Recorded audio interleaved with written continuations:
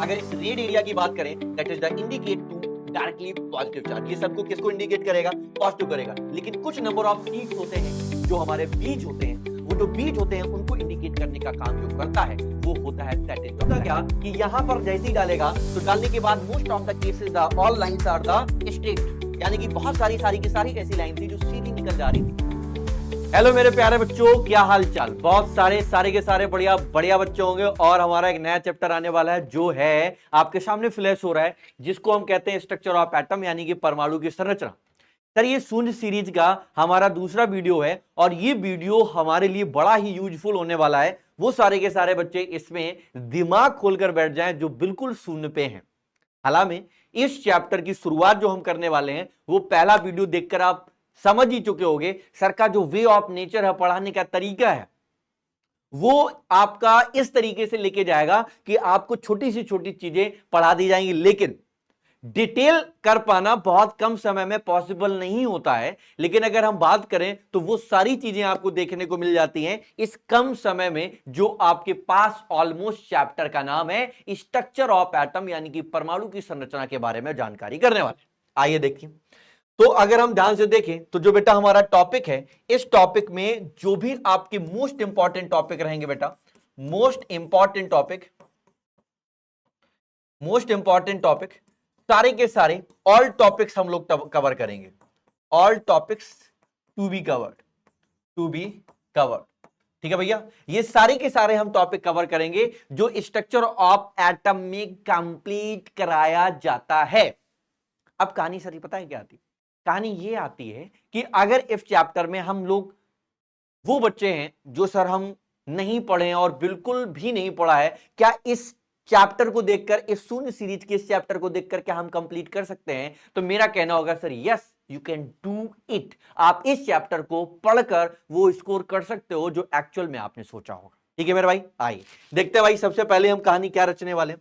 Sir पहली कहानी होती है एटम। अगर हम परमाणु की बात करें तो परमाणु के बीच में नाभिक होता है, न्यूक्लियस होता है। न्यूक्लियस के पास यानी कि जो आपका 3D ऑर्बिटल्स होता है, इस तरीके से ऑर्बिट घूमेगा, इस तरीके से घूम रहा है, फिर वो आपका इस तरीके से भी घूमेगा, इस तरीके से भी घूमेगा और इस तरीके से भी घूमने का काम करता है। तो यानी कि जो आपका ये एटम दिख रहा है, एटम के बीच में रखा हुआ न्यूक्लियस के चारों तरफ चक्कर लगाने वाली जो ऑर्बिट्स होती हैं, सेल्स होती हैं, उनमें आपके नंबर ऑफ इलेक्ट्रॉन घूमने का काम करते हैं, दैट इज द एटम। वही हमारा एटम की कैटेगरी में जाता है। अगर आप एटम को जान गए हो तो एटम के अंदर न्यूक्लियस है, न्यूक्लियस के अंदर न्यूट्रॉन और प्रोटॉन होती हैं, जो अगर हम न्यूट्रॉन और प्रोटॉनों का सम करवा दें, that is the atomic wait, यानी कि वो उस एटम का एटॉमिक वेट कहलाएगा। जो हमारे इलेक्ट्रॉन होते हैं, इलेक्ट्रॉन, प्रोटॉन और आपके बचे परमाणु क्रमांक, that is the all equal, वो सारे के सारे आपके इक्वल होते हैं। इसका मतलब एटम के अंदर न्यूक्लियस होता है, उसके चारों तरफ चक्कर लगाने वाले इलेक्ट्रॉन होते हैं, जो इलेक्ट्रॉन होते हैं वही प्रोटॉन है, वही हमारा एटॉमिक नंबर है, उसको ही हम परमाणु क्रमांक के नाम से जानते हैं।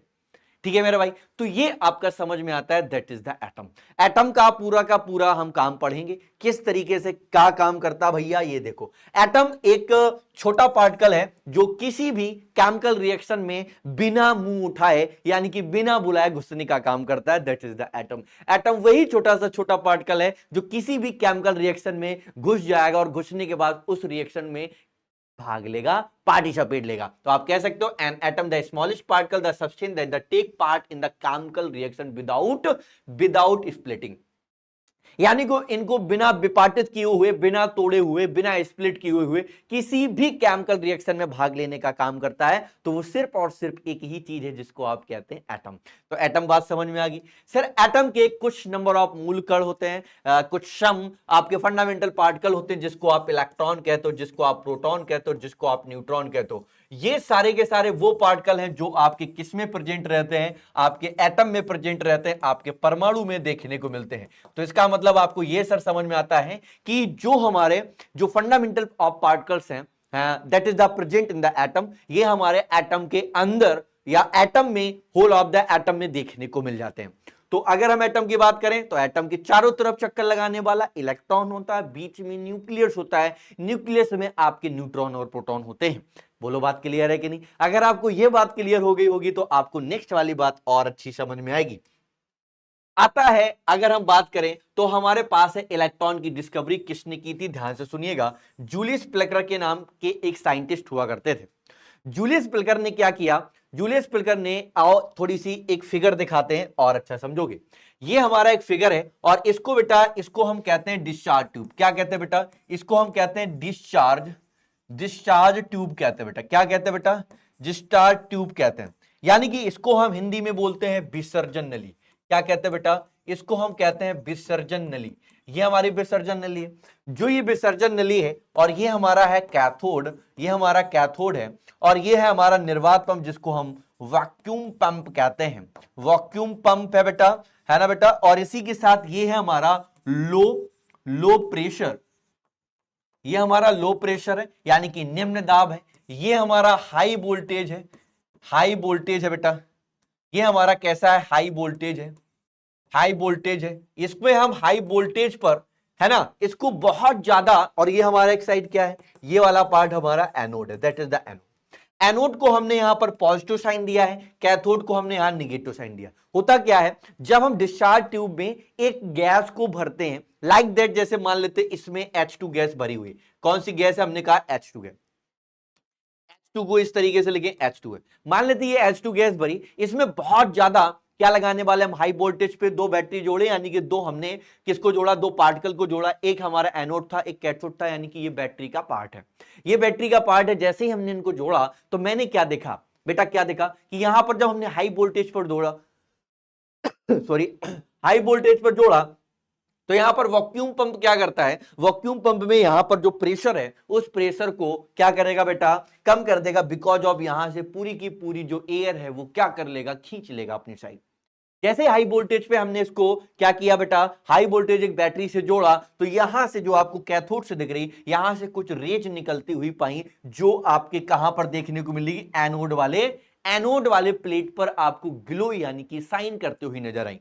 जिससे ये पता चला कि यहां से कुछ रेज निकलती हैं, बट वो आपकी इंडिविजुअल है, विजुअल नहीं है, आपको दृश्य यानी कि हम बात करें कि वो हमें दिखाई तो नहीं देखती हैं, लेकिन उस साइड जाकर, उसकी प्लेट पर जाकर चमकना शुरू कर देती है।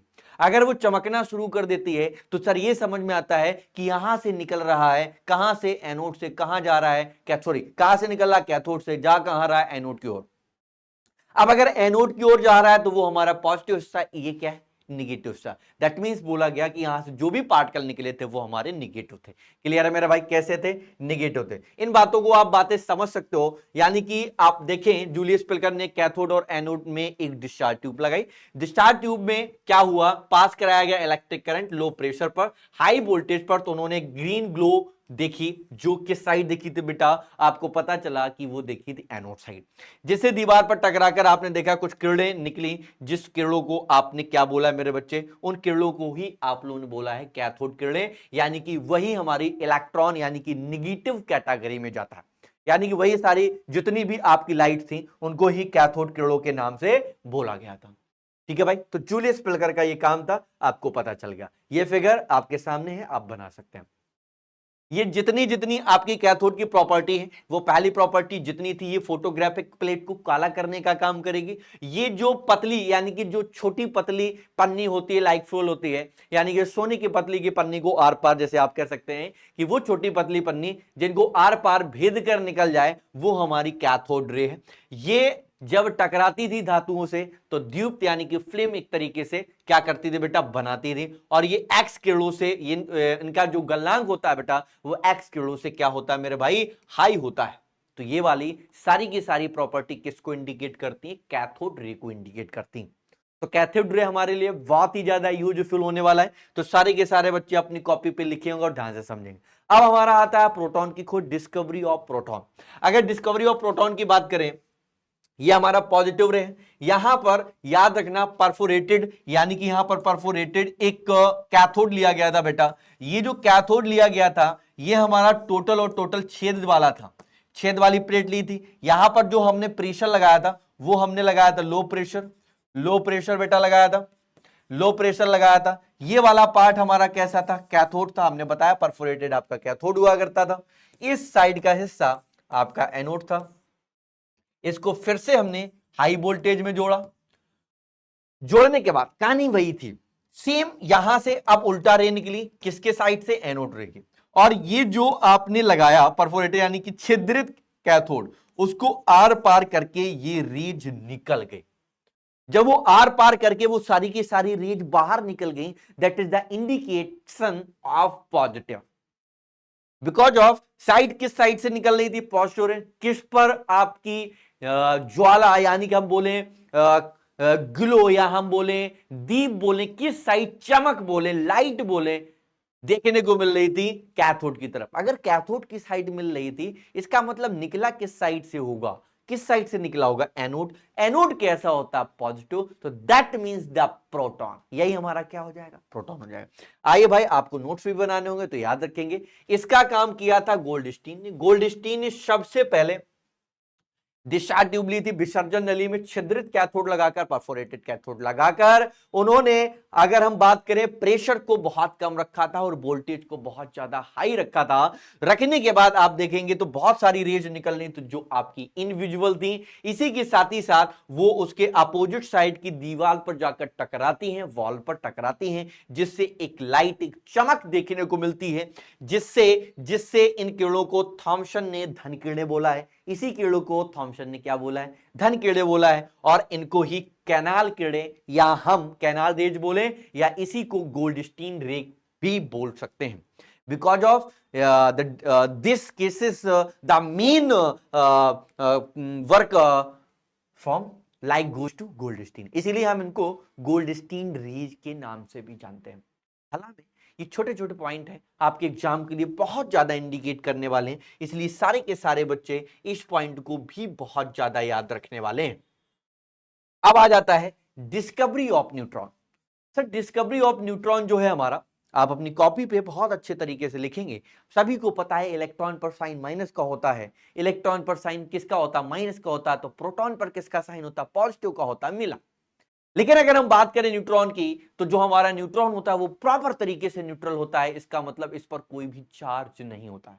अगर कुछ चार्ज होता तो बात कुछ और होती, लेकिन ये हमारा न्यूट्रॉन है। अगर न्यूट्रॉन है तो दैट मींस इस पर कोई भी चार्ज नहीं रहा होगा, इतना क्लियर हो जाता है।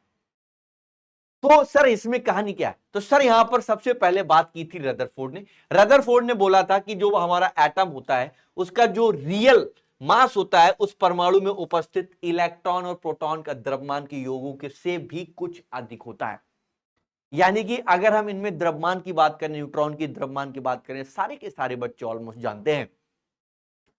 अगर हम बात करें इसका जो द्रव्यमान होता है, तो न्यूट्रॉन का द्रव्यमान से प्रोटॉन का द्रव्यमान और इलेक्ट्रॉन का द्रव्यमान भी उससे भी ज्यादा कुछ आपको देखने को मिलता है। तो वो हमारा द्रव्यमान होता है किसका, न्यूट्रॉन का।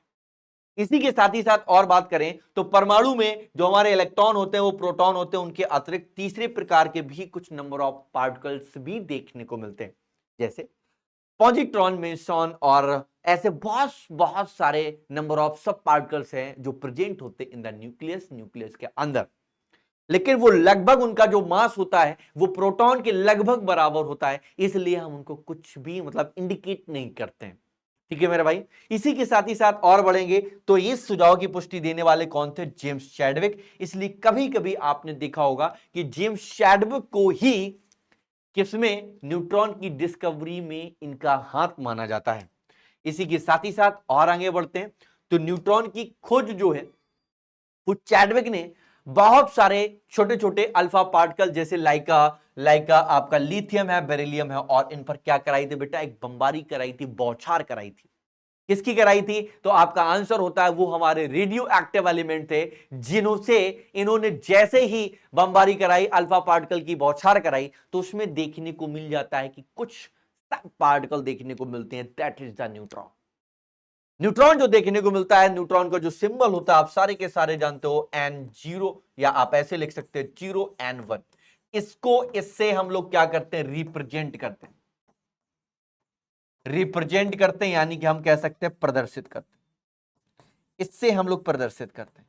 ये सारी की सारी कहानी टोटल और टोटल आपकी हिस्ट्री पे डिपेंडेंट है, किस साइंटिस्ट ने क्या क्या दिया, क्या क्या कहानी रही। इन सभी कहानी को अपनी कॉपी पे देखें और बनाएं।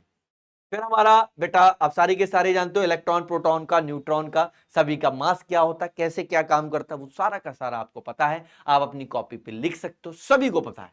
ठीक है भाई, न्यूट्रॉन पर कोई भी चार्ज नहीं होता है और जो हमारा प्रोटॉन होता है 1.6 प्लस में होता है इंटू 10 की पावर माइनस के 19 और इसी के साथ अगर हम बात करें तो जो प्रोटॉन का होता है वो सेम इलेक्ट्रॉन का होता है but the sign is negative.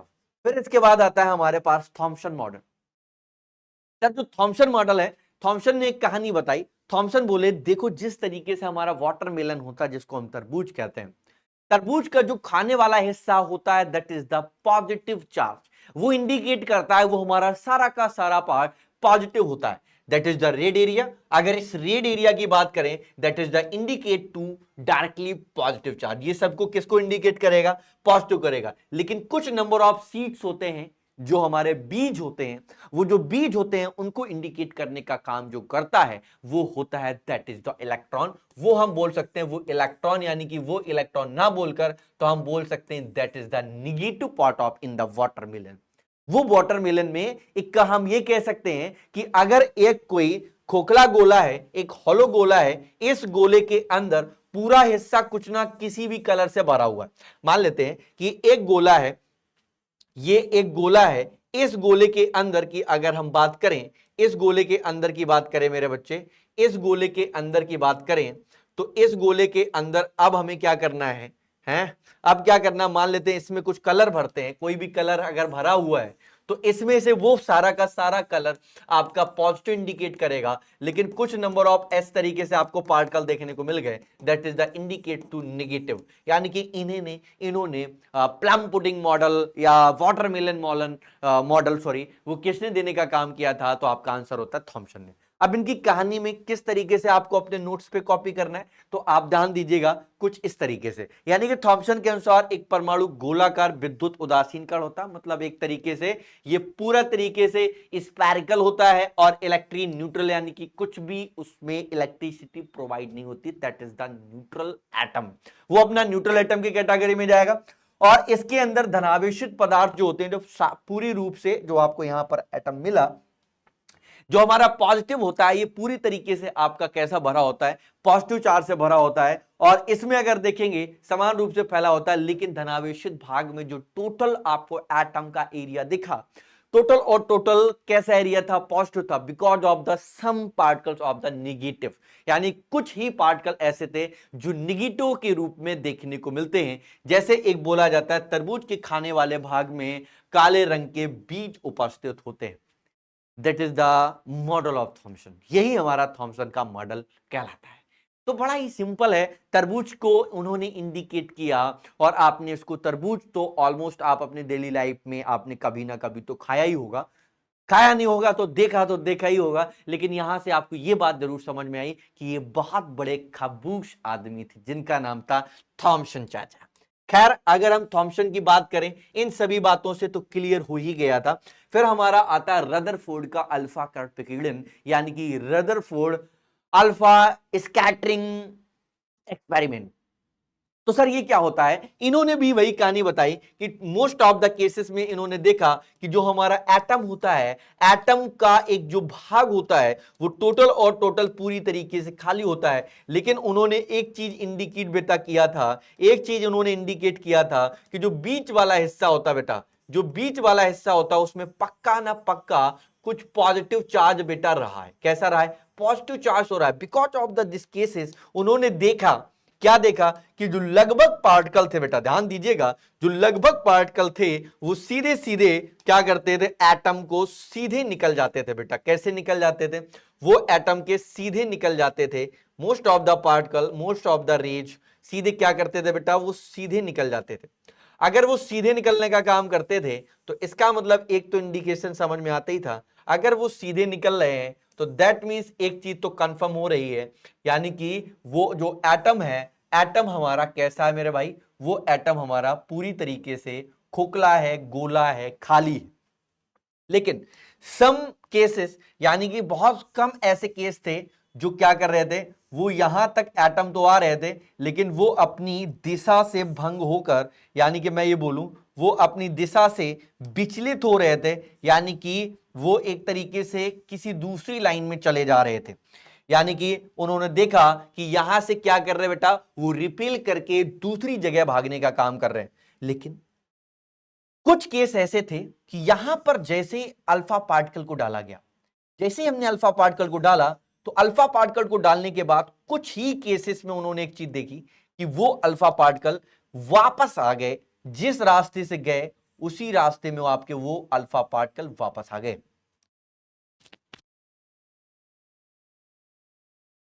ठीक है भाई, जिस पार्टिकल में जैसे गए उसी पार्टिकल में वापस आ गए।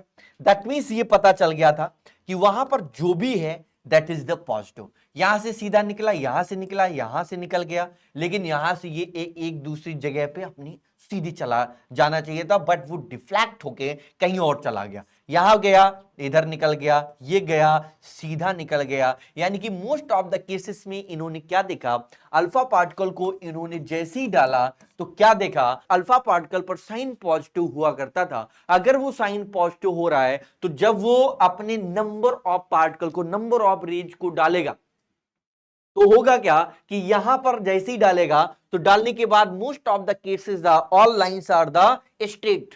यानी कि बहुत सारी की सारी ऐसी लाइन थी जो सीधी निकल जा रही थी, but some of the cases यानी कुछ रेज ऐसी थी जो डिफ्लेक्ट हो रही थी, और very few races are the comes began to same path. यानी कि बहुत सारी ऐसी आपकी लाइन थी जो सीधी निकली, कुछ थी डिफ्लेक्ट हुई, लेकिन फ्यू यानी कि बहुत ही कम ऐसी पार्टिकल की लाइट थी या रे थी जो सीधी जाने पर अपनी वापस स्टेट में पूरी तरीके से आ गई थी।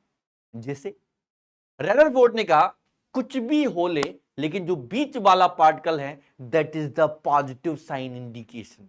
वो पूरी तरीके से पॉजिटिव साइन को इंडिकेट करता है। पॉजिटिव साइन है because of the same charge are repel, because of the same charges are repel. यानी कि अगर सेम चार्जर है तो रिपेल करेगा, अगर डिफरेंट चार्जेस हैं तो दैट मींस अट्रैक्ट। अगर पॉजिटिव है तभी तो रिपेल किया है, अगर ये डिफ्लेक्ट हुआ तो इसके पास गया होगा, दैट मींस डिफ्लेक्शन, इसीलिए तो डिफ्लेक्ट हुआ। अगर वो आपका डिफरेंट होता तो सीधा का सीधा चला जाता। खैर, ये आपको पता ही चल गया, तो आप देखेंगे यहां पर रदरफोर्ड द इन्होंने देखा कि सोने की पतली पन्नी पे लेकर उन्होंने क्या किया था कि इन्होंने ये स्कैटरिंग किया था, छोटी सी पतली पन्नी को लिया था। अधिकांश of the most of the cases में सारी की सारी उस पन्नी को भेदकर सीधी निकल गई। कुछ क्या होगी बेटा, अगर देखेंगे डिफ्लेक्ट होगी, और कुछ ही थी वो उस मार्ग पर अल्फा पार्टिकल गए तो और सीधी उसी पाथ पर क्या हो गया बेटा, वापस आ गए। तो ये आपको कुछ ही पार्ट में आपको देखने को मिलते हैं। क्लियर है मेरे भाई? तो ये सारा का सारा पॉइंट आपको रखना होगा पूरी तरीके से याद। ठीक है भाई? और भी याद रखना है। इनके कुछ ऑब्जर्वेशन है, निष्कर्ष हैं जिन्होंने बताए थे। उन्होंने बताया था मोस्ट ऑफ द एटम जो होता है वो पूरी तरीके से एम्प्टी होता है, खाली होता है, खोखला होता है पूरी तरीके से। फिर उन्होंने ये भी बताया कि यहां पर जो एटम होता है, एटम के जो बीच का वाला पार्ट होता है that is the positive sign indication. वो पॉजिटिव साइन को इंडिकेट करने वाला ही होता है।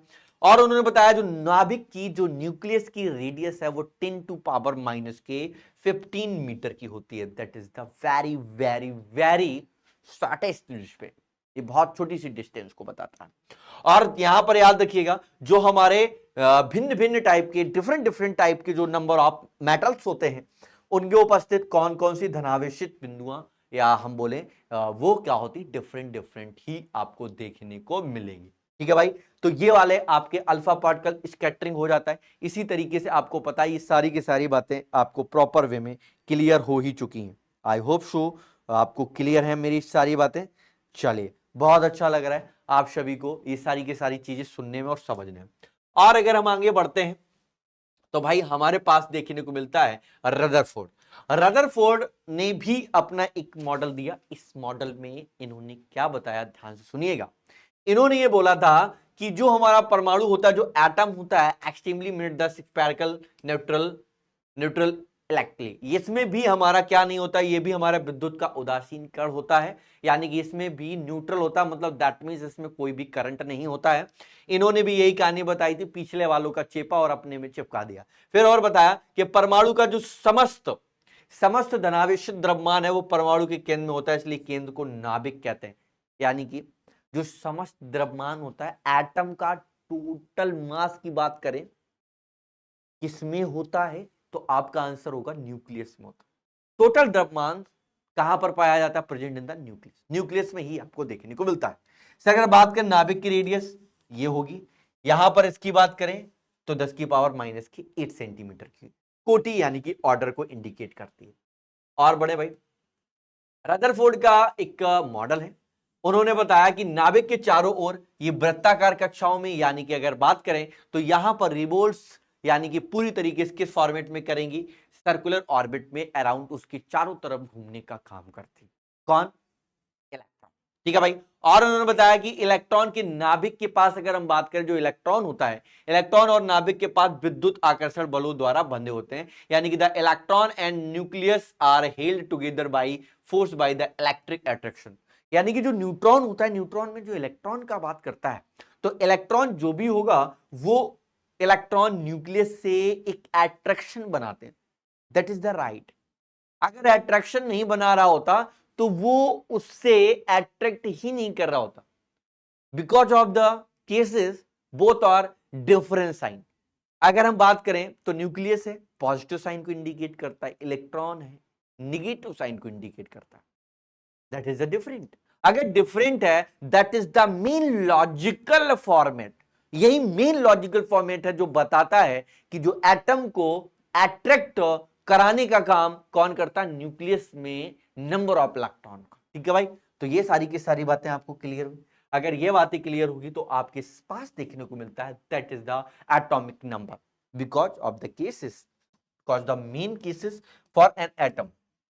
अगर कोई एटम है बेटा, अगर कोई एटम है, इस एटम की अगर हम बात करें तो इस एटम में परमाणु क्रमांक की बात करें, एटॉमिक नंबर की बात करें, that is not atom, that is the atomic number. अगर कोई भी एटॉमिक नंबर की अगर बात कर रहे हैं भाई, तो एटॉमिक नंबर को हम इंडिकेट करेंगे from the schooling format, the roll number. तो जो हमारा रोल नंबर है भाई, रोल नंबर की हम बात करें, roll number is the equally to atomic number. इसका मतलब अगर कोई भी एटम एक नंबर पे है तो रोल नंबर उसका स्कूल के तरीके हम जान सकते हैं। तो एटॉमिक नंबर जो होता है वो उसकी नंबर ऑफ पोजीशन कितने नंबर पे दी गई है, that is the atomic number. जो हमारा एटॉमिक नंबर है that is the denoted by Z. इसको हम किससे प्रेजेंट करते हैं बेटा? इसको हम किससे प्रेजेंट करेंगे, प्रदर्शित करेंगे? बताओ। तो आपका आंसर होगा बेटा, प्रदर्शित करने का काम हम जेड से करेंगे। ठीक है भाई। और याद रखो, जो हमारा परमाणु क्रमांक होता है, अगर हम परमाणु क्रमांक की बात करें तो वो जो जेड है वही हमारा प्रोटॉन है, वही हमारा इलेक्ट्रॉन है। इन बातों को भी आपको याद रखना पड़ेगा। तो जो हमारा प्रोटॉन होता है वही इलेक्ट्रॉन है, वही हमारा क्या है बेटा? नंबर ऑफ जेड, यानी कि वो जेड को इंडिकेट करता है। अब आ जाते हैं हमारा है द्रव्यमान संख्या। व्हाट इज द द्रव्यमान, what is the mass number, what is the atomic weight? Both are लगभग, यानी कि अगर हम बात बोले लगभग इक्वल होते हैं।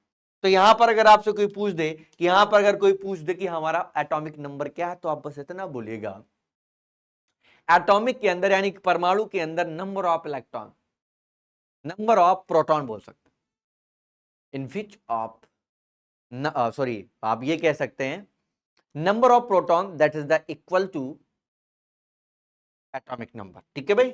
यहां पर अगर हम बात करें एटॉमिक मास की, क्या लिखा हुआ है? सॉरी, मास नंबर लिखा हुआ है। मास नंबर की बात करें तो जो हमारा होल एटम होता है, अगर आपके पास एटम है तो एटम के अंदर बेटा क्या है? ये एटम है। एटम के अंदर क्या है बेटा? एटम के अंदर यहां पर क्या है बेटा? न्यूक्लियस। अगर ये हमारा न्यूक्लियस है, न्यूक्लियस के अंदर होता है न्यूट्रॉन और प्रोटॉन। अगर हम न्यूट्रॉन और प्रोटॉन का योग करवा दें, that is the A for the atomic मास। ये हमारा क्या है? एटॉमिक मास है। यही हमारा एटॉमिक मास है, या इसी को हम बोलेंगे परमाणु अरे परमाणु द्रव्यमान, परमाणु भार, या मास नंबर, द्रव्यमान संख्या, द्रव्यमान, परमाणु, कुछ भी बोलो यार, सब कुछ एक है। ठीक है भाई। तो यहां पर हम फार्मूला भी इंडिकेट कर सकते हैं। जो हमारा ए होता है, A equal to N plus P होता है। हम अगर एन निकाल ले तो ए माइनस पी कर देंगे, अगर हम पी निकाल ले तो हम ए माइनस एन कर देंगे। इन सारे के सारे फार्मूलों का हम इस्तेमाल कर सकते हैं इस सभी के सभी द्रव्यमान संख्या को निकालने के लिए। तो द्रव्यमान संख्या पता चल गई। अगर आपको द्रव्यमान संख्या पता चल गई तो हमारे पास आते हैं आइसोटोप्स। सर आइसोटोप्स क्या होता है? अगर हम आइसोटोप की बात करें तो आइसो और टोप्स का मतलब ये समझ में आता है कि अगर कोई भी, अगर हम बात करें कोई भी एक एटम है, ध्यान सुनिएगा, कोई भी एटम है सॉरी, कोई भी एटम है, कोई भी एटम की हम बात करें तो इनमें क्या होगा बेटा, परमाणु जो भार है वो भिन्न भिन्न होगा। तो यहां पर हमने क्या बोला, ये हमारा समस्थानिक है जिसको हम क्या कहते हैं सर, आइसोटोप्स कहते हैं। First white what is isotopes. Sir isotopes की अगर हम बात करें तो याद रखिएगा इसमें जो एटॉमिक नंबर है वो क्या आपके होंगे, इक्वल होंगे, लेकिन एटॉमिक वेट आपको डिफरेंट देखने को मिलेगी। अगर हमारे परमाणु क्रमांक सेम है, परमाणु भार भिन्न भिन्न है, वो हमारे क्या कहलाएंगे, वो हमारे आइसो क्या कहलाएंगे बेटा, वो ही हमारे कहलाएंगे आइसोटोप्स कहलाएंगे बेटा। तो ये आपका 1s2 आपका हो गया 1s2, और इसके लिए हम क्या बोलेंगे 1s3। ये सारे के सारे पॉइंट किस कैटेगरी में जाते हैं, तो याद रखिएगा आइसोटोप्स जाते हैं। सर आइसोटोप्स का मतलब क्या होता है, when the atomic number is equal to, जो एटॉमिक नंबर है that is the equal but the atomic weights are different. ठीक है मेरे भाई। अगर हम बात करें हमारे पास आइसोबार को अगर हम देखेंगे वो क्या होंगे मेरे भाई, डिफरेंट होंगे। यानी कि जो हमारा एटॉमिक नंबर है, एटॉमिक नंबर की बात करें, ये हमारा टोटली क्या होगा मेरे भाई, टोटली क्या होगा, ये हमारा होगा डिफरेंट। और एटॉमिक मास क्या होगा मेरे भाई, वो अपने आप में क्या होगा, वो आपका इक्वल ही जाएगा। तो यहां पर ये बात आपको समझ में आनी चाहिए, that is the isobar. Isobar का मतलब क्या होता है कि जो हमारे एटॉमिक नंबर होते हैं इसमें डिफरेंट होते हैं but the same of the atomic mass. ठीक है मेरे भाई। इसी तरीके आपको देखने को मिलता है जिसको हम कहते हैं चुंबकीय स्पेक्ट्रम। ठीक है भाई, ये क्या कहता है, अगर हम बात करें ये हमारी क्या है, ये हमारी है वेवलेंथ और ये हमारी है आवृत्ति। दोनों में देखें तो ये नीचे हमने ये एक यूनिट में लिखा है जिसको हम हर्ट्ज कहते हैं, ऊपर वाले में कहते हैं नैनोमीटर। अगर हम 10 की पावर 9 से 5 में जाएंगे तो कॉस्मिक रेज है, यहां से लेके यहां तो गामा और एक्सरे देखने को मिलती है, यहां से जाएंगे तो यूवी रे मिलेगी। 10 से लेके 10 की पावर 3 तक जाएंगे तो मिलती है विजुअल इन द सेंस जो हम देख रहे हैं, सुन रहे हैं, समझ रहे हैं। अगर आप हमें देख पा रहे हैं that is the visual, that is the light, यही एक हमारी लाइट है। इसी के साथ ही साथ अगर हम इनसे लेके यहां तक जाएंगे इंफ्रारेड, यहां से लेके यहां माइक्रो, यहां से लेके यहां तक जाएंगे रेडियो वेव कैटेगरी देखने को मिलती है। आपने पढ़ा होगा विबग्योर यानी कि wallet, Indigo, blue, green, yellow, orange और रेड।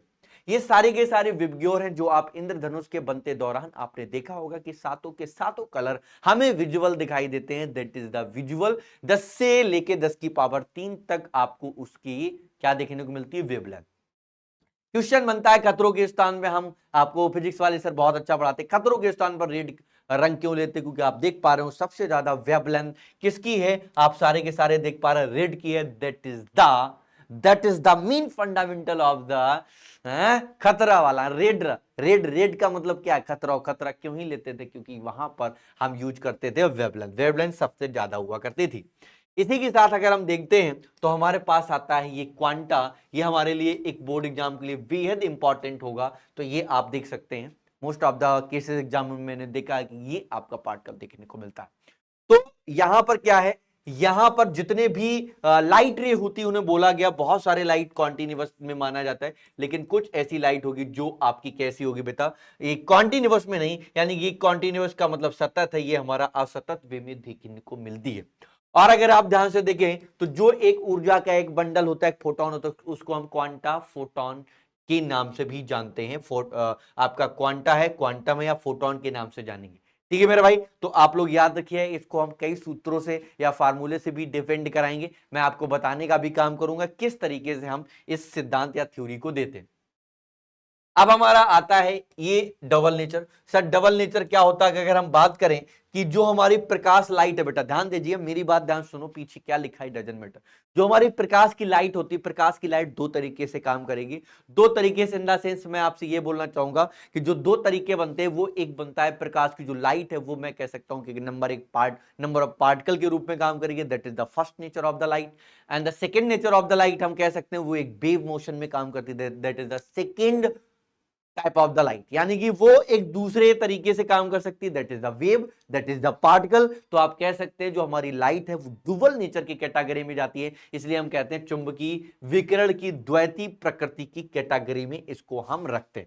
डुअल नेचर याद रखिएगा, पूछा जाता है एग्जाम में। फिर बेटा आता है कि हमारा जो एक बोर है, बोर ने नंबर ऑफ एक इलेक्ट्रॉन को दिया, क्या बोला कि जो बीच में नाभिक है, नाभिक के चारों ओर इलेक्ट्रॉन घूमते हैं, हमें पता है जो इलेक्ट्रॉन घूमते हैं ये इलेक्ट्रॉन अपने आप में ऊर्जा की हानि क्यों नहीं करते। अगर हानि क्यों नहीं करते हैं, तो अगर एनर्जी ऐसा होता कि धीरे धीरे धीरे धीरे धीरे धीरे धीरे जो हमारा एटम है बेटा, वो एटम में इलेक्ट्रॉन चक्कर लगा रहा होता है, हमें पता है कि इलेक्ट्रॉन में चक्कर लगा रहा होता है, लेकिन वो ऐसा क्यों नहीं हुआ कि वो यहां पर इस नाभिक में क्यों नहीं गिरा। That is the illogical question for given by bore. Bore ने ऐसा कुछ पूछा, लेकिन बहुत सारे साइंटिस्ट नहीं बोल पाए ऐसा क्यों हुआ, बट बहुत सारे साइंटिस्ट यही कह के गए बोर सही थे। अगर देखा जाए तो कहानी में बहुत सारी ट्विस्ट आपको देखने को मिलती है। तो इन्होंने एक सेल बनाई, यानी कि जो एटम था, इस एटम में जो आप देखोगे ये सेल को भी इंडिकेट कराने का काम किया। यानी कि अगर बात करें तो ये हमारा के है, ये हमारा के है, ये एल है, ये एम है, ये एन है, इस तरीके से चलेगा। That is the mean principal quantum number, इसको मुख्य क्वांटम संख्या कहते हैं, इसको हम एन से डिनोट करते हैं।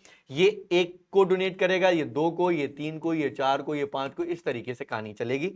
इसको हम कहते हैं प्रिंसिपल क्वांटम नंबर, जिसको हम मुख्य क्वांटम संख्या के नाम से भी जानते हैं। अब कहानी कुछ ऐसी है, पूछा गया इलेक्ट्रॉन के चारों ओर निश्चित कक्षाओं में ऊर्जा एक वृत्ताकार कक्षाओं में चक्कर लगाता है, और ये कक्षाओं में एक निश्चित कक्षा या अनुमत कक्षा के स्तर के नाम से जानते हैं, जिसको हम के एल एम एन से डिनोट कराने का काम करते हैं। और ये कक्षाएं घूमने का इलेक्ट्रॉन ऊर्जा इनकी क्या होती है बेटा, समान होती है।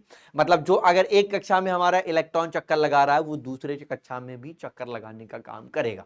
ठीक है मेरे भाई, तो ये आप थोड़ा सा देख लीजिएगा, कहानी अच्छी है। और ये आपने पढ़ा होगा कब, ये आपने पढ़ा होगा क्लास, कब पढ़ा होगा मेरे भाई, अरे यार कब पढ़ा होगा जल्दी से बोलो, ये आपने पढ़ा होगा क्लास 9th। ठीक है ना। तो बोर का मॉडल आपने याद ही रखना है। बोर का मॉडल सीधे सीधे कहता है कि जो हमारा इलेक्ट्रॉन चक्कर लगा रहा होता है, उसका जो कोणीय संवेग होता है ना, जो आपका एंगुलर मोमेंटम होता है बेटा, एंगुलर मोमेंटम की बात करें, वो पूरी तरीके से कितना काम करता है, 2/2 के रूप में एक पूर्ण चक्कर लगाता है। पूरा चक्कर लगाने में कितना घूमा, तो आपका आंसर होगा सर इतना घूमा।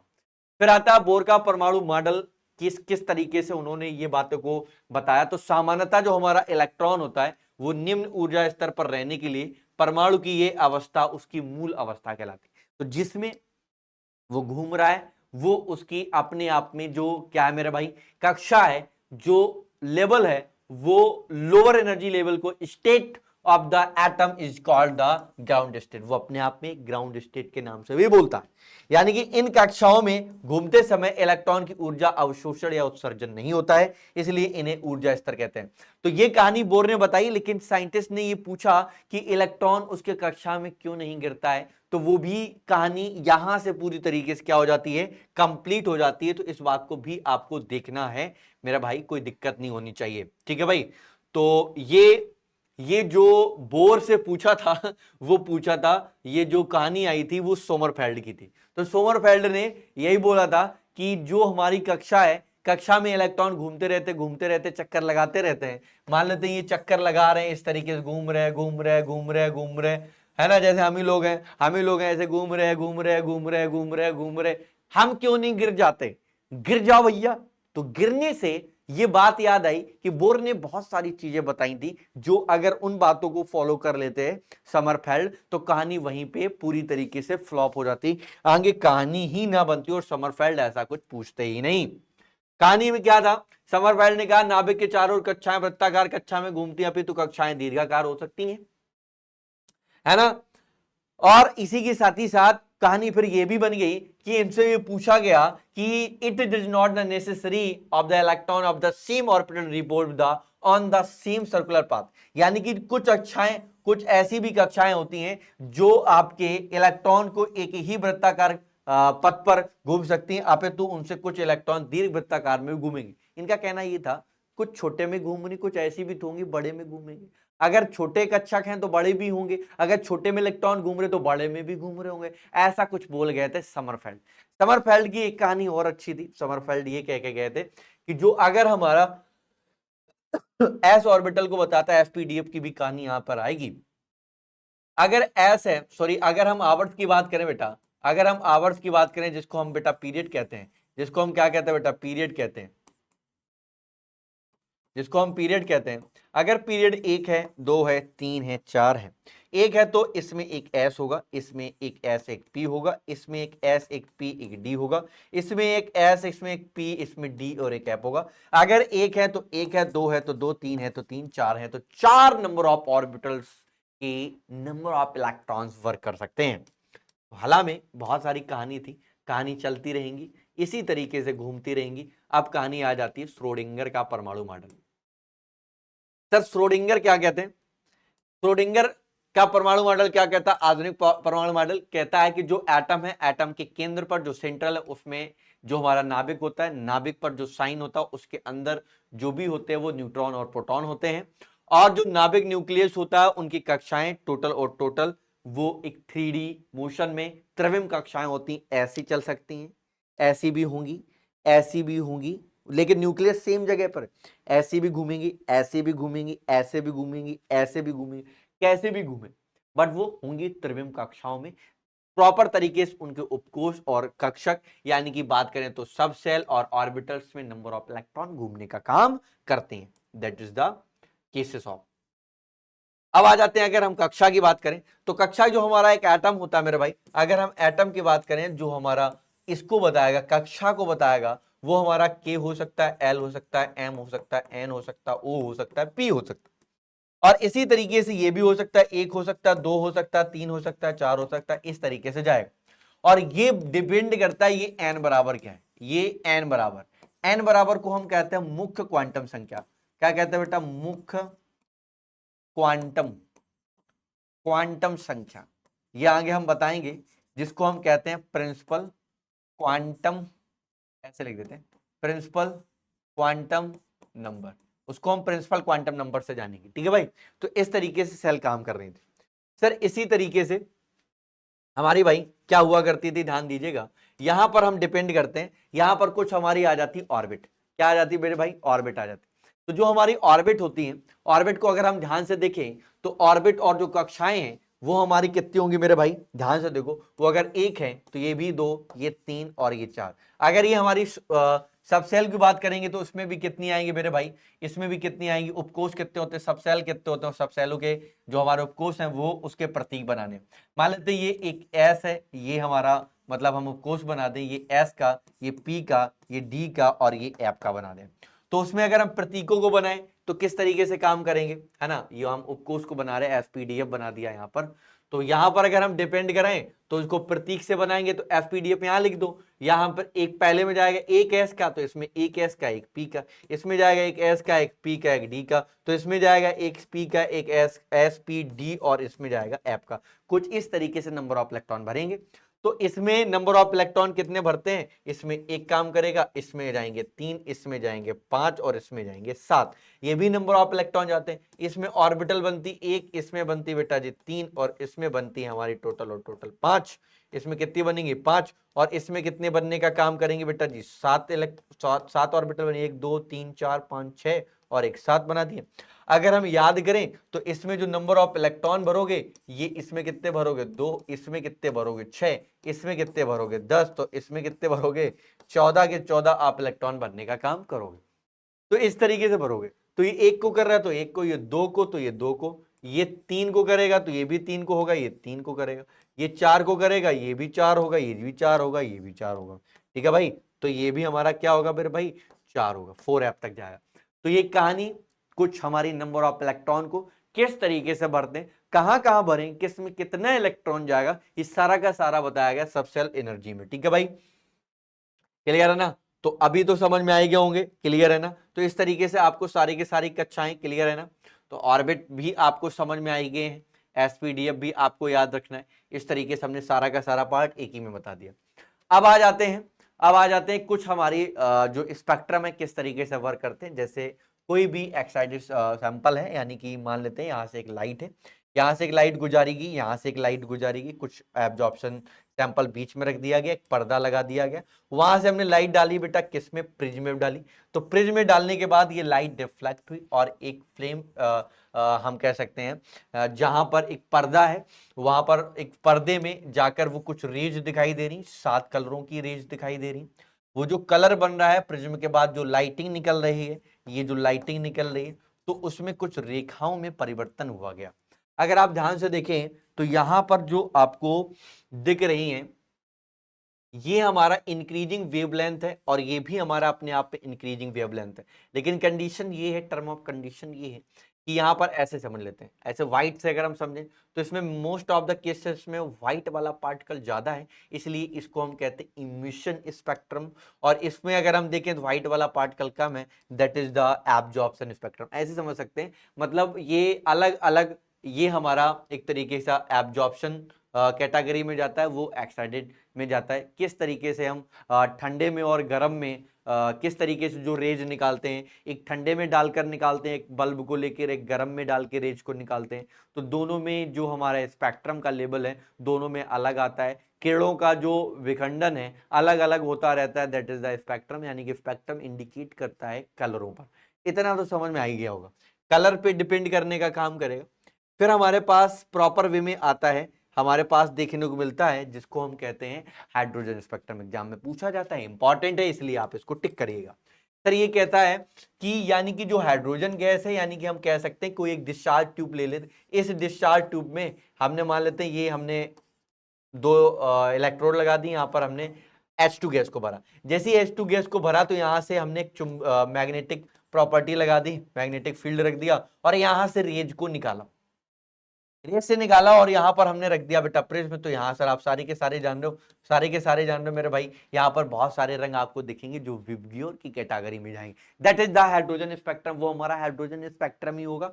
यानी कि आप कहते हैं when the hydrogen gas the low pressure is the taken in the discharge tube on passing electric discharge a spectrum is obtained with the help of prism.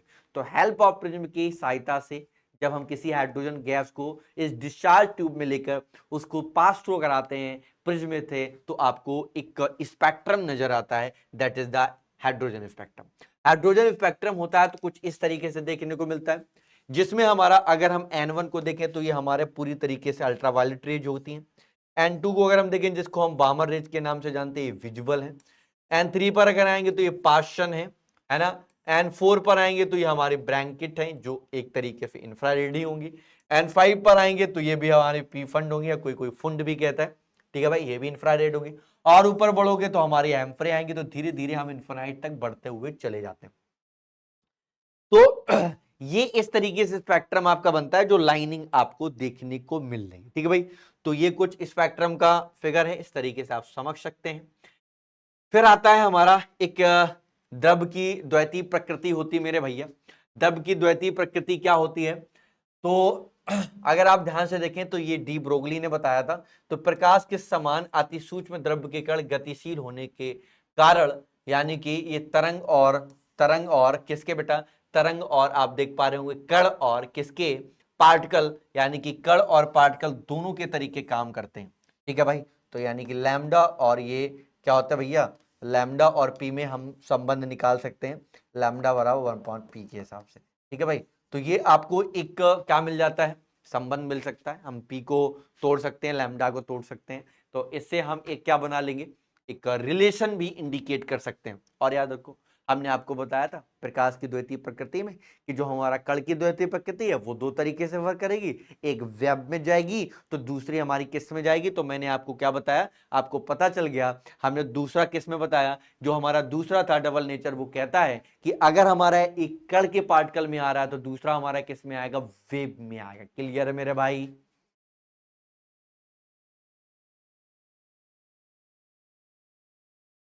ठीक है भाई, तो यहां पर हमारा क्लियर हो गया। इसी तरीके से हमने आपको क्या बताया, तो डी ब्रोगली ने ये बताया था कि ये जो छोटे छोटे नंबर ऑफ पार्टिकल यानी कि द्रव के कण होते हैं वो गतिशील होने पर कण तथा तरंग दोनों की प्रकृति के भांति काम करते हैं। तो यहाँ पर रिलेशन बताया था हमने, क्या बताया, लैम्डा और संवेग यानी कि पी बराबर, तो आप जानते हैं पी बराबर क्या होता है, m/v, आपने पढ़ा ही होगा। और ये क्या होता है रिलेशन, इसमें हो जाता है लैम्डा, लैम्डा बराबर H/p। आप पी को तोड़ना चाहो तो आप इस फॉर्मेट में भी तोड़ने का काम कर सकते हो। फिलहाल में ये छोटी सी बात उन्होंने बोली। इसी के साथ ही साथ अब हमारा बढ़ जाता है हाइजेनबर्ग ने अनिश्चितता का सिद्धांत। तो हाइजेनबर्ग का अनिश्चितता का जो सिद्धांत होता है, तो जो हाइजेनबर्ग का अनिश्चितता का सिद्धांत होता है वो ये कहता है कि जो हमारी पोजीशन होती है, जो हमारे बेटा पोजीशन होती है पोजीशन होती है, और पोजीशन के साथ अगर हम बात करें किसकी, मोमेंटम की, पोजीशन और मोमेंटम दोनों कभी भी आपके बराबर नहीं हो सकते, यानी कि आपकी पोजीशन और मोमेंट दोनों ही आपके कभी भी इक्वल नहीं हो सकते हैं। ठीक है भाई, क्लियर है ना। मैंने क्या बोला, मैंने बोला मैंने ये बोला कि आपकी जैसे कोई भी एक वस्तु है, कोई भी एक वस्तु है, एक सेकेंड,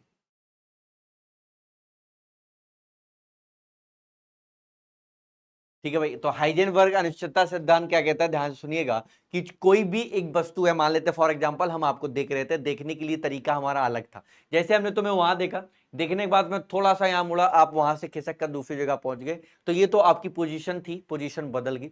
अगर पोजीशन बदल गई तो डिफरेंस ही बात है, एकदम क्लियर बात है, एक्चुअल बात है कि उसका मूवमेंट भी बदल गया होगा। यानी कि किसी भी वस्तु का हम बात करें तो यहां पर पोजीशन, और जो हम बात करें किसकी, मोमेंटम की, यानी कि अगर हम हिंदी में बोले तो हमारी संवेग और स्थिति दोनों बराबर नहीं रहती। यानी कि कण के लिए अगर हम बात करें तो ये हमारा अगर डेल्टा एक्स है इंटू डेल्टा वी, डायरेक्टली क्या हो जाता है, greater than equal to h upon में 4 पाई के, क्या होता है बेटा, ये होता है।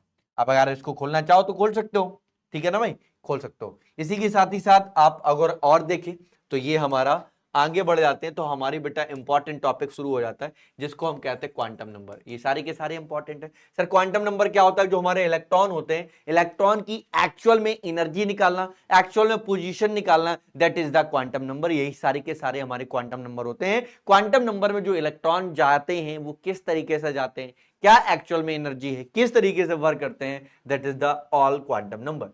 क्वांटम नंबर की अगर हम बात करें तो पहला क्वांटम नंबर आता है जिसको हम कहते हैं प्रिंसिपल क्वांटम नंबर। तो जो हमारा प्रिंसिपल क्वांटम नंबर होता है ये वही था मेरे भाई, एन बराबर कितना होता है, 1 है, 2 है, 3 है, 4 है, 5 है, 6 है, 7 है, यानी कि के है, एल है, एम है, एन है, ओ है, पी है और क्यू है। ये सारे के सारे क्या होते हैं, ये सारे के सारे आपके क्या होते हैं, क्वांटम नंबर होते हैं। तो यानी कि this quantum number is the tells us the orbit electron the present in the what is the energy, it's equal to the number of the orbit। यानी कि जो ऑर्बिट है और उसकी वो किस ऑर्बिट में और उसकी एनर्जी क्या है, इसको फाइंड करना, that is the principal quantum number. ये हमारा प्रिंसिपल क्वांटम नंबर की कैटेगरी में जाता है। दुगेंसी क्वांटम नंबर को हम एल से इंडिकेट कराएंगे, प्रिंसिपल क्वांटम नंबर को हम एन से इंडिकेट कराएंगे। वो बोर ने दिया था, ये हमारा समरफेल्ड ने दिया था, जिसको आप सोमरफेल्ड कहते हैं। ये क्या बताता है, ये बताता है कि हमारा इलेक्ट्रॉन किस सबसेल में, यानी कि किस सबसेल में है, और उसका it is the angular momentum shape, यानी कि वो बताता है इलेक्ट्रॉन किस उपकोष में है तथा उसका कोणीय संवेग व आकृति कैसी। निकालना होगा तो आप कह सकते हो इसका मान जो होता है मेरे बच्चे, जो एस के लिए और पी के लिए, डी के लिए और एफ के लिए निकालेंगे, तो एल की वैल्यू होती है 0, 1, 2 और 3। इस तरीके से हम इस एल की वैल्यू को फाइंड कर लेते हैं, यानी कि 0 से लेके n-1 तक निकालेंगे। इसका कुल मान n के बराबर होता है और इसका मान उपकोषों की संख्या पर निर्भर करता है, नंबर ऑफ सब सेल कितने हैं। ठीक है भाई, कितना छोटा सा द्विगुणित क्वांटम नंबर कर दिया। आगे देखेंगे, आगे अगर हम ध्यान से देखें तो हमारे पास आता मैग्नेटिक क्वांटम नंबर, जिसको आप चुंबकीय क्वांटम संख्या कहते हैं। चुंबकीय क्वांटम संख्या तो बहुत ही ईजी है, ये बताता है कि इलेक्ट्रॉन कौन से कक्षक में तथा कक्षकों का अभिविन्यास कैसा। अभिविन्यास का मतलब होता है अगर हम यहां पर खड़े हैं तो इस साइड वाले ऑल नेगेटिव है, इस साइड वाले देखेंगे तो ऑल नेगेटिव है, इस साइड वाले देखेंगे तो ये हमारे ऑल पॉजिटिव है। बेटा कैसे है बेटा, ऑल पॉजिटिव है, ऑल पॉजिटिव, ऑल पॉजिटिव, यानी कि यहां पर सारे के सारे राइट वाले ऑल पॉजिटिव, लेफ्ट वाले ऑल नेगेटिव। तो ये बात क्लियर। अच्छा एक बात तो समझते ही आप सारे के सारे, तो अगर मैं कभी भी यहां पर मैग्नेटिक क्वांटम नंबर निकालेंगे, हमारे लैंडे ने दिया था और एम से इंडिकेट करते हैं, लेकिन कहानी ये आती है तो इनको लगाएंगे कैसे। कभी भी जब भी लगाओगे तो यहां पर आप लगाओगे, यहां पर 2l+1 लगाएंगे, 2l+1। अगर 2l+1 लगाओगे तो l की वैल्यू पहले इसमें जोड़ोगे, तो l बराबर कैसे निकालते हैं तो आपको बताया गया। l बराबर निकालने के लिए तो ये वाला रूल आपको निकालना पड़ेगा, इसको हम बोलते हैं सर n-1। जब n-1 कर लोगे तो 2l+1 करोगे तब आप किस पर जाओगे, m की वैल्यू तब जाओगे। अब जब m की वैल्यू निकालनी होगी मान लेते हैं, तो जब m की वैल्यू निकालोगे तो m निकालोगे कितने निकल के आएंगे, मान लेते हैं यहां पर हम रखे गए हैं, मान लेते हैं 0 है, ये -1 -2, ये हमारे +1 तो +2। तो इस तरीके से हम वैल्यू निकालने का काम करेंगे। पहले 0 इधर साइड वाले माइनस, उस साइड वाले उस साइड वाले पॉजिटिव। तो इस तरीके से हम नंबर ऑफ क्या निकालेंगे, मैग्नेटिक क्वांटम नंबर। किस तरीके से निकालते हैं वो भी हम चर्चाएं कर लेंगे, कोई दिक्कत वाली बात नहीं। इसी के साथ ही साथ हमारा आता है नेक्स्ट, जिसको हम कहते हैं चक्रण क्वांटम नंबर। सर चक्रण क्वांटम नंबर का मतलब ये होता है कि वो बताता है इलेक्ट्रॉन की पोजीशन कैसी, यानी कि इलेक्ट्रॉन एक ऑर्बिटल में एक ऊपर की ओर जाएगा, एक नीचे की ओर जाएगा। अगर ऊपर की ओर जा रहा है that is the clockwise indication to 1/2, यानी कि वो अपने आप में कैसा है बेटा, वो अपने आप में दक्षिणावर्त है। और अगर हम बात करें माइनस की ओर जा रहा है नीचे की ओर तो 1/2। अगर ये 1/2 है तो नीचे की ओर जा रहा है, नीचे की ओर जा रहा है तो ये हमारा वामावर्त है, यानी कि एंटी क्लॉकवाइज है। तो ये क्लॉकवाइज की डायरेक्शन पे डिपेंड करता है कि इलेक्ट्रॉन का जो मुख है, दिशा है, वो किस तरीके से और कहां जाने का काम कर रहा है। ठीक है भाई। फिर एक पार्ट आपका पूछ लिया जाता है कि एक पार्ट आता है नोड। क्या आता है बेटा, नोड आता है। इसको हम कहते हैं नोड। क्या कहते हैं मेरे भाई, नोड कहते हैं। अगर नोड आ जाए तो आप याद रखिएगा कि यानी कि वो एक ऐसा एटम जहां पर नंबर ऑफ इलेक्ट्रॉन की पाए जाने की संभावना, इलेक्ट्रॉन के पाए जाने की संभावना, सिंपल वे में बता रहा, पाए जाने की संभावना, पाए जाने की संभावना, संभावना कैसी होती है, जीरो होती है, जीरो होगी। अगर नोड कभी पूछ लिया जाए तो जहां पर इलेक्ट्रॉन पाए जाने की संभावना क्या होती है, जीरो होती है, वो अपने आप में क्या कहलाता है, वो हमारा कहलाता है नोड। तो नोड आप इस तरीके से याद कर लेंगे। फिर हमारे आती हैं जो हमारी नंबर ऑफ ऑर्बिटल्स होती हैं, उनकी कुछ आकृतियां होती हैं। देखो आप सारे के सारे जानते हो, जो एस होता है उसकी गोला होती है, सर्कल शेप में होता है। पी होता है वो हमारा डंबल शेप में होता है। डी हमारा होता है वो हमारा डबल डंबल शेप में होता है। जो हमारा एफ होता है इसकी बड़ी ही कॉम्प्लेक्स होती है, तो इसलिए इसकी कोई भी स्ट्रक्चर नहीं होती। अब देखो जो एस है इसकी कभी भी हम डायरेक्शन नहीं बता सकते, वो चारों तरफ घूम सकता है, एक्स में, वाई में, जेड में, किसी भी तरीके से घूमे। लेकिन हम पी को देखें, ये पी एक्स होता है, ये पी वाई होता है, ये पी जेड होता है। आपने देखा होगा कि जो हमारा ये है और एक ये, तो ये पी एक्स है, तो ये पी वाई है, तो ये हमारा किसको इंडिकेट करेगा, पी जेड को करेगा। यानी कि पहले अगर ये दिशा में गया तो फिर ये दिशा में जाएगा, अब ये दिशा में जाएगा। तो कंडीशन कुछ इस तरीके से चलेंगे। तो ये बताता है पी को। अगर हम डी में देखें तो डी में ऑर्बिटल बेटा कितने होते हैं, डी में ऑर्बिटल हमारे सर जी 5 होते हैं। तो ये हमारा डी एक्स को बताता है, डी डी वाई को, डी जेड को बताएगा। सॉरी मैं क्या ही लिख रहा है, मैं कुछ इधर लिख दूं, थोड़ा साफ लिख पाऊंगा। ये हमें 5 खाने बनाने हैं। तो पहला अगर हमारा डी एक्स वाई है तो दूसरा बनाएंगे डी वाई जेड बनाएंगे, फिर डी जेड एक्स बनाएंगे, d x square minus y square बनाएंगे, और ये हमारा किसको इंडिकेट करेगा, डी जेड स्क्वायर को करेगा। यानी कि अगर हम ध्यान से देखें ये बिल्कुल सेम होते हैं, इनमें ज्यादातर कोई भी डिफरेंसेस नहीं होता। बट ये एक्स है तो यहाँ वाई है, तो यहाँ पर क्या मिला, जेड। ये वाली चीज घूम रही है। ठीक है भाई। अब देखना डी एक्स स्क्वायर और जेड माइनस वाई स्क्वायर कैसे हो गई, माइनस लगा होता है, ये इनके ऊपर चढ़ जाता है, इनके ऊपर आपको चढ़ा हुआ नजर आता है। और जो डायरेक्ट डी जेड स्क्वायर होता है वो जेड पर ये भी खाना बनाएगा, ये जेड पर छोटा वाला भी बना रहा है और जेड पर ही बड़ा वाला भी बना रहा है, that is the D Z square. तो दो को इंडिकेट कर रहे हैं ना स्क्वायर, तो दो ही तो बनाएगा यार। ठीक है ना भाई। अब कहानी आ जाती, हमारा एक नियम आता है जिसको हम कहते हैं N+L रूल। अगर N+L रूल में आपको थोड़ा सा ध्यान से समझना है, तो जो N+L रूल के अकॉर्डिंग हम करते हैं, फिल करते हैं नंबर ऑफ इलेक्ट्रॉन को, नंबर ऑफ इलेक्ट्रॉन को फिल करने का काम करते हैं। किसका काम करते हैं, फिल नंबर ऑफ इलेक्ट्रॉन। किस तरीके से करते हैं, किस में जाएगा, जो नंबर ऑफ सेल्स हैं उनमें इलेक्ट्रॉन जाने का काम कैसे करता है, वो भी आप ध्यान से समझिएगा। एल के लिए आप सारे जानते हो, एस है, पी है, डी है और एफ है। इसमें अगर हम देखें तो ये एल के लिए 0 है, और ये हमारा क्या है, ये हमारा क्या है, ये हमारा 1 है, ये 2 है, ये 3 है। अब अगर हम कह दें तो एन क्या होता है, एन को हमने बताया था प्रिंसिपल क्वांटम नंबर है, that is the direct indication to 1 2 3 4, ये डायरेक्टली नंबर को बताता है। मान लेते हैं हमारे पास एग्जांपल ये 2p है और ये हम बोल देते हैं 3s। बताओ दोनों में सबसे पहले इलेक्ट्रॉन किस में जाएगा। तो आप देखेंगे जिसमें N+L रूल का मान वैल्यू जो है ज्यादा आएगी उसमें इलेक्ट्रॉन पहले जाएगा। अब ये n बराबर कितना हुआ 2 और ये p बराबर कितना आएगा, तो आप सारे जानते हो हम लगा रहे हैं N+L रूल। n बराबर तो निकाल लिया, तो l बराबर कैसे निकालेंगे, p के लिए वैल्यू कितनी दी गई 1, तो ये 1 आया, N+L किया तो कितना निकल के आया, 3 निकल के आया, 3 निकल के आया, इसका निकालते हैं। n बराबर कितना है, n बराबर कितना है, n बराबर अगर हम ध्यान से देखें n बराबर यहां पर है 3, तो l के लिए s की वैल्यू कितनी हो जाएगी मेरे भाई 0, तो n प्लस l लगाया कितना निकल के आया 0 प्लस 3 निकल के आया, दैट्स इक्वल टू 3। अब बाबू भैया फंस गए क्योंकि दोनों में वैल्यू इक्वल ही है। चलो अगर ये वाली कहानी फंस गए तो इसके लिए रूल एक नया बन गया, रूल यानी कि रूल नंबर बन गया 2। रूल नंबर 2 कहता है कि सर जिसमें n प्लस l की वैल्यू में n की वैल्यू कम है इलेक्ट्रॉन पहले इसमें जाएगा। तो इसका मतलब इसमें n बराबर 2, इसमें n बराबर 3, तो 2p में पहले जाने का काम कर। अगर मैं कह देता कि हमारे पास ये 2s है, सेम लेते हैं, ये हमारा 2s है, 2s है और यहां पर हमारा लिखा हुआ है 3d है, 3d। अब इलेक्ट्रॉन पहले किस में जाएगा, n बराबर 2 है और यहां पर l बराबर s के लिए कितना होता है 0 होता है, तो n प्लस l रूल निकाला तो कितना निकल के आया, इधर 2 निकल के आया, n प्लस l। इधर देखो भाई ये भी एक क्वेश्चन के रूल, ये रूल नंबर हम फर्स्ट को बता रहे हैं, ये रूल नंबर फर्स्ट कह रहा है। तो यहाँ n बराबर कितना है 3 है और यहाँ पर l बराबर d के लिए वैल्यू कितनी होती है बेटा 2 होती, तो इसको निकाला कितना है 5, तो कम वाले में पहले जाएगा, इसका मतलब इलेक्ट्रॉन पहले 2s में जाने का काम करेगा फिर जाएगा 3d में। तो इसका मतलब दो केस बनते हैं, n प्लस l रूल का मान बड़ा मतलब जिसका छोटा है उसमें हम पहले इलेक्ट्रॉन भरेंगे।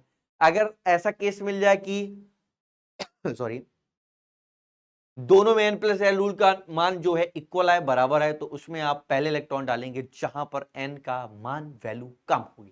ठीक है मेरा भाई, तो ये n प्लस l रूल भी खत्म हो जाता है। अब हमारा आता है आप बाऊ।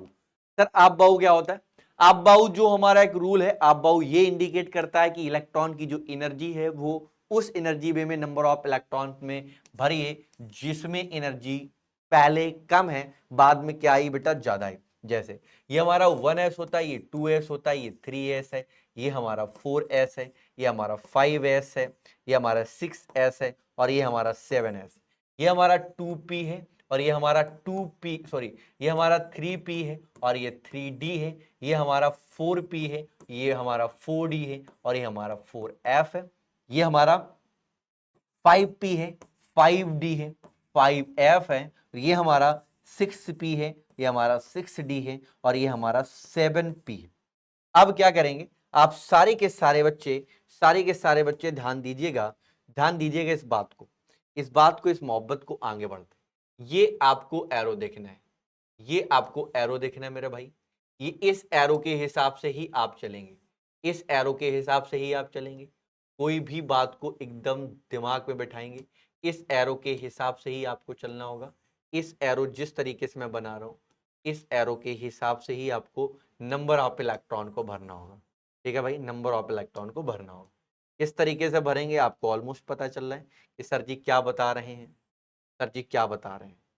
इसका मतलब ये है कि जब आप इलेक्ट्रॉन भरोगे तो पहले आप किस में जाओगे 1s में, पहले आप 1s में जाओगे, ये हमारा 1s है, 1s छोटा होगा, 2s बड़ा, फिर उससे बड़ा, फिर उससे बड़ा 2p, उससे बड़ा 3s होगा, 3s से बड़ा 3p होगा, 3p से 3d होगा और 3d से आप देख रहे हो क्या लिखा 4p लिखा है, 4p से अरे यार सॉरी इसके पहले इससे 3p से क्या हो गया 3p के बाद 4s, 4s के बाद आपका क्या हो जाएगा बेटा 3d हो जाएगा, 3d से क्या है सर 4p है, 4p क्या है 5s है, 5s क्या है मेरे भाई, फिर देखोगे ऊपर तो हमारा 4d है, 4d से फिर 5p है।